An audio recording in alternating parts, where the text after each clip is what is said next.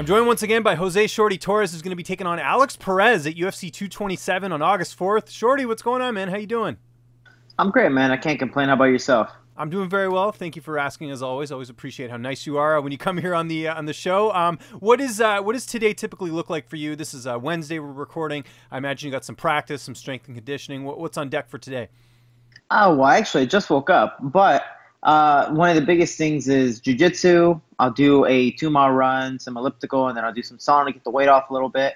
And then I will just relax, eat a couple times, enjoy myself, hopefully take a nap, maybe study some Spanish because I feel like that's getting important in my life, mainly with all the interviews that I've been doing. So I need to get back to my roots. And then do another, in a sense, weight cutting workout. I'm trying my best not to work out too hard. I have a lot more time to cut the same amount of weight, which is awesome. No 9-day notice to cut 26 pounds. I had, when I got the notice, 23 days to cut around 20-ish pounds. So it's like yeah, I could do that. I'm glad you brought up the weight cut thing because that's where I wanted to start this. When you and I talked before your debut, it was short notice, like you mentioned, and you had to get down to 125, and you were initially trying to fight at 45 for Titan FC, so there was a lot sort of going into this. Just take me through that process. Was there ever a point when you thought, man, I might not make this weight? Every single day, I thought, man, I might not make this weight. And the thing was, the only reason I took this fight was because nutrition 100% thought, he believed that I could make the weight. So I go, you know what, man? I've put all my trust in you the first time I made down the flyweight, and I've been with you for 8 fights. If you really do believe that we can make it, and I know you care for me more than just like a business partner, you care for me as a friend, that you're not trying to hurt me, then yeah, let's do it. So I every single day is like, remember, you can make the weight, but it's all mental. I've worked with clients that just they bailed on me because they broke down mentally, they burnt out, and they just gave up. They could make the weight every single time, but they burnt out. So he goes, just stay as strong as possible. I go, all right, yeah, sure. And so even while in the tub, mainly during the last, the last few days, I'm like, I'm having weight cutting ideas. Oh, what if Nathaniel Woods' opponent backs out because he was pretty heavy fight week? I was like, what if he can't make weight? Can I bump up and save that fight? Forget Jared Brooks. I'll bump up and fight Nathaniel Woods. That's a more exciting fight. Yeah, so I'm having all these weight cutting ideas, but every single day I honestly thought I was going to miss weight. But I 100% wanted to make weight because of nutrition, and that was the reason why I was pushing. I didn't want to let him down. That's great, man. And obviously you did hit the scales and you went in there and you picked up your first UFC victory, but I know it didn't come easy. I know, some adversity early on. Brooks, I mean, people have seen the fight. Brooks knocked himself out and then you were able to get the win. What do you take away from that performance? Because it was kind of a weird debut for you and for Jared Brooks, obviously fighting you.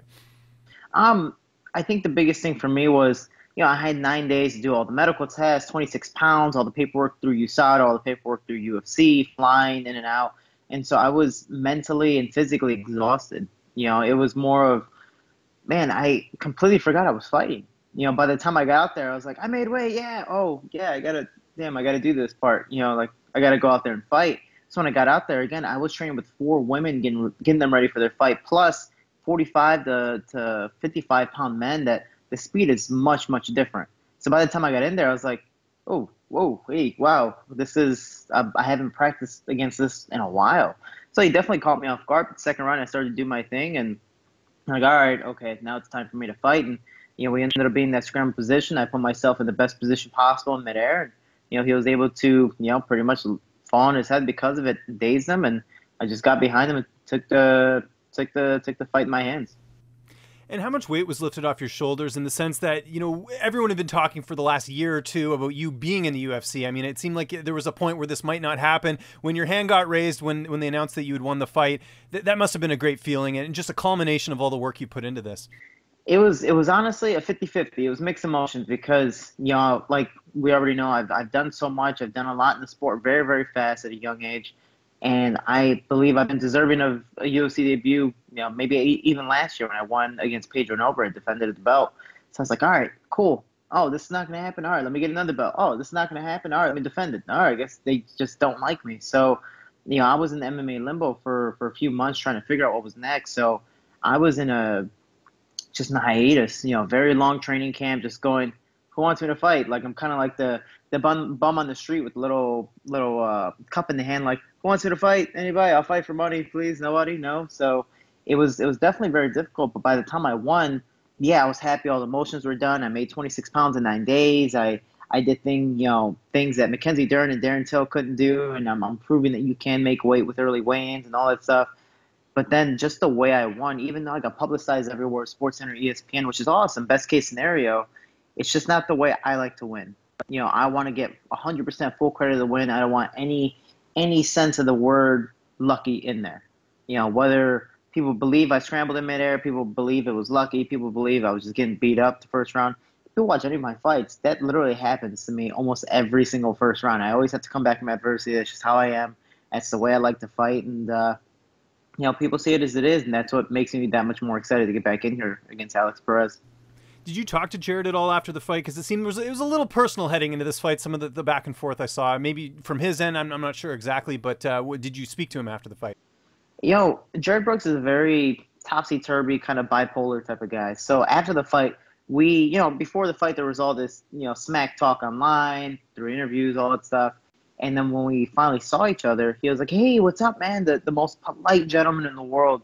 He's like, "Man, I knew you were going to be a tough fight, this, that." And then he ended up meeting me at the hotel, and he wanted to take pictures. He took down my number. He's like, "Man, I would love to train with you. I'd love you to teach me a couple things."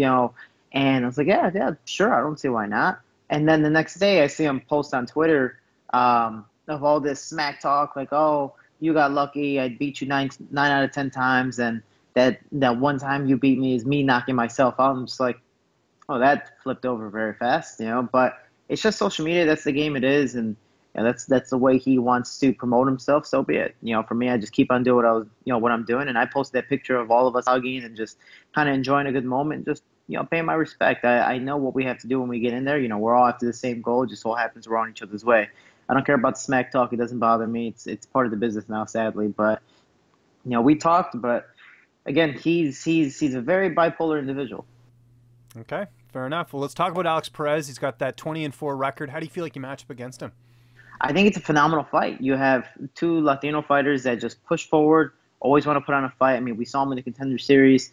He just immediately, there was no feel-out process, immediately clap of hands. All right, let's go, let's go, let's go.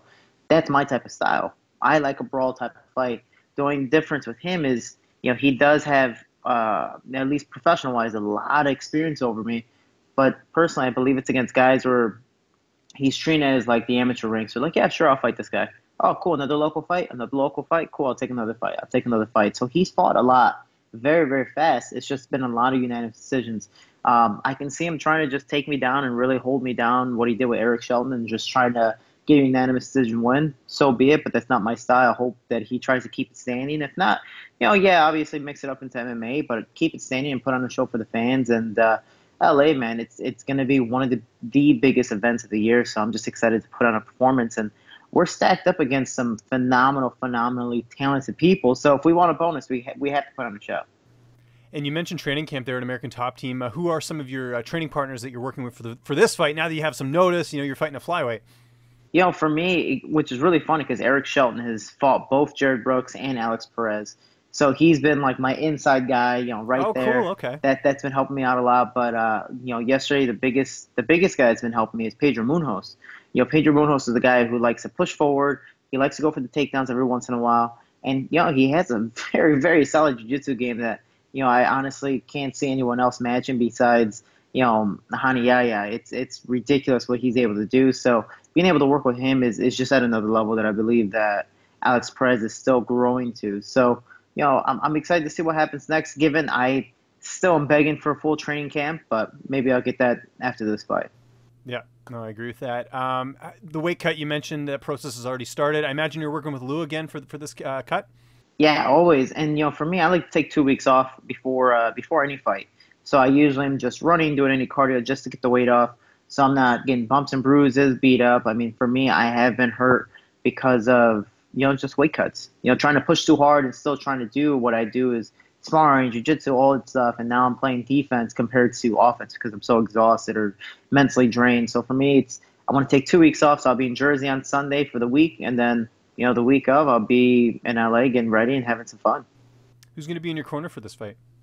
The usual Master Bob in nutrition, but I'm going to have Conan Silveira, one of the head coaches here at ATT is a phenomenal coach. He's been the one taking care of me the most since I've been here. Plus, it works out very well that Moicano is going to be there, and he was going to have him in his corner as well. So having him there and just, again, fighting with ATT is really convenient because most of the coaches are already going to be fighting with me with other fighters. So it's like, oh, hey, you're here. Cool. Come on in. So one, it's a money saver. And two, I mean, the guys here are just, they all have different styles and work with you accordingly. So it's very appropriate for me. How do you see this fight playing out on August 4th? That one, I don't know. He's a very, very tough individual, and that's something I'm extremely excited for because, the more I get up in the flyweight division, the tougher the competition is going to be. So it makes me train harder and harder. Sadly, again, not as much of a training camp, but I'm definitely excited for it. I don't see him finishing me, but I do see me finishing him. It's one of those things that if he gets the chance to win the fight, I see it being a unanimous decision. And if I see myself winning the fight, it's through a knockout, and that's what I want to do. It just depends if he can take my pace for all 3 rounds. And what's next after this? I mean, I know you're not looking past Perez here, but if you get the win over him, you mentioned the experience. That would look pretty good on the resume. Is there anyone you're kind of eyeing after this or any, sort of where do you feel like your placement would be in the division? Honestly, I wanted the rank guy. I believe I'm ranked above Alex Perez when it comes to the bottom 15 part. But, for me, I want to fight a ranked guy. I want to move up in the flyweight division. I want, after my 4-fight contract, to hopefully be a title contender spot, if not moving up to that title contender spot. The flyweight division needs excitement. I believe I can be that. And, I really wanted before this fight to call out Wilson Hayes. He was number 7. He was on a 3-fight losing streak. He needs to fight a guy he believed he could, beat. Fight an unranked guy technically would be the way to go. I was going to be that guy, but Alex Perez came in first. This was the last-minute fight that made sense to all of us, and we're sure, man, let's take it. I'm not going to deny a great opportunity. Is there anywhere you'd want to fight after this too? Because if you get two wins in a row here, I'm sure you have a little bit of pull as far as where you can fight. There's that card. I'm a little biased here, but there's that card in Toronto in December. Fighting in Canada, that would be pretty cool. That would be pretty cool. If I do travel, I want to travel to either the States or in the continent of North America. I don't want to travel too far just because of taking coaches with you. It's like $1,500 to $2,000 to take a coach with you. So fighting in the States or in the continent itself would be awesome. But overall, it doesn't matter. Wherever the UFC wants me to fight, I'm more than happy to. I just want to put on a show and get fans all around the world to support me and know that I'm a force to be reckoned with in the flyweight division. I was going to say Toronto's pretty close to Florida, actually. It's like an hour and a bit flight or something like that. Even Chicago, I think it's only like an hour flight from there, so you could, get a cheap plane ticket over and, get some fans out. I think it would work out pretty well. Not that I'm your, matchmaker or anything, but just putting the promo out there, so. Well, hopefully one day, maybe in 2 years, 3 years, that they have another event in Chicago, and I can finally be on that. Exactly. Yeah. No, I agree with that. I want to switch things up a little bit here. A lot of fighters we've seen, make that transition to professional wrestling. We just saw Ronda Rousey inducted into the Hall of Fame. She is now into WWE. Is that something you'd ever be interested in after your career's done? Could we see the Shorty under the WWE banner? I'm not a fan of the WWE coming into the UFC, but UFC fighters going to the WWE, again, it's a new way of living. We're not getting beat up as much. Yeah, they definitely take their tolls on their bodies with all the stunts they have to do. But if that's the case where later on in my life that's where it takes me, then so be it. But right now we'll see where it goes. I think it'd be fun to make a guest appearance just for the fun of it. But until then, I don't know. Maybe I'll be a Stone Cold Steve Austin in the WWE. A complete just flip flop turn of me. Yeah, just be a total badass, whatever what they call it, a heel, I guess, in pro wrestling is what you'd be. I take it you watched her growing up if you're referencing Stone Cold there. Yeah, the Attitude Era. I was, growing up, Stone Cold was my favorite character just because he was the guy I knew I'd never be. He was that guy that was like, I want to be just like him, even though I know I'm never going to be like that just because of my personality. But, the dude was awesome. That's just what he did, sadly. I think he ended up breaking his neck or messing up his spine to where there was an accident in WWE to where he was like, all right, I gotta take a break. He came back and he's like, okay, no, this ain't good for me. It's not healthy. Before I let you go here, you watching anything on Netflix or TV or anything like that? Anything getting you through training camp? Right now I just been practicing a lot of Spanish, which is really, really funny because one of the coaches one day when Mexico was facing Brazil in the World Cup, I'm all decked out in Mexico stuff, but just having fun in a gym that's pretty much, I don't even call it American top team. It is Brazilian top team. It is a bunch of Brazilians here, and I was surrounded by everyone. And Mexico lost, so be it. But I'm in the sauna surrounded by Brazilians, and one guy comes in, he goes, "Shorty, you're a disgrace to Mexico. You're not even brown. You can't speak Spanish. Your name's Jose, bro, and you can't speak Spanish. Come on, you're the reason why they lost." And I'm just like, I know you're joking, but there's definitely some seriousness to that joke. I'm gonna go upstairs and buy some Rosetta Stone. So And I how's it ended up, going? Is it? I know it's a lot tougher as an adult to learn a new language. yeah, yeah. But the cool thing is they actually, I know it sounds weird, but they teach you as you're a child, like as if you're a child, where it's like you're learning brand new. No one's helping you. Like even in the words, they don't have like you click the word in Duolingo, something else pops up where it's like, oh, blanco, white. It doesn't give you a translation. You literally have to figure it out yourself, and I think that's the best way to learn it. And for me, I'm having a good time, and I'm practicing with a lot of the Latinos that are in the dorms here, and it's something I need when I was after my fight in Utica. I did all the interviews, a little press conference myself, and a Latin station came in and were just like, "Hey, can you do an interview for us in Spanish?" And I go, "Oh man, I'm sorry. I know my name is horribly misleading, but I honestly can't do it the way I usually talk. So I definitely need to start practicing. If Kobe Bryant can do it, I can definitely do it. So I have to start talking Spanish." It's UFC 227. It's coming up here on August 4th. Shorty, it's always good catching up with you, my man. Just remind people where they can find you on social media, and if you have any sponsors or shout-outs, the floor is yours. Yeah, my sponsors definitely know who they are. If I had more time, given another 30 minutes, I can shout them all out and give them the proper feedback. But, for me, if anyone wants to support me, I definitely do truly appreciate it. Instagram, Jose Shorty Torres. Twitter, Shorty Torres 125. Facebook, Jose Shorty Torres with quotations around the word Shorty. And if anyone wants to support me and the kids in my gym, 20% out of all the earnings at my website, teamshorty.com. Go to the kids in my gym, teamshorty.com, and you can use promo code UFC for 20% off starting today.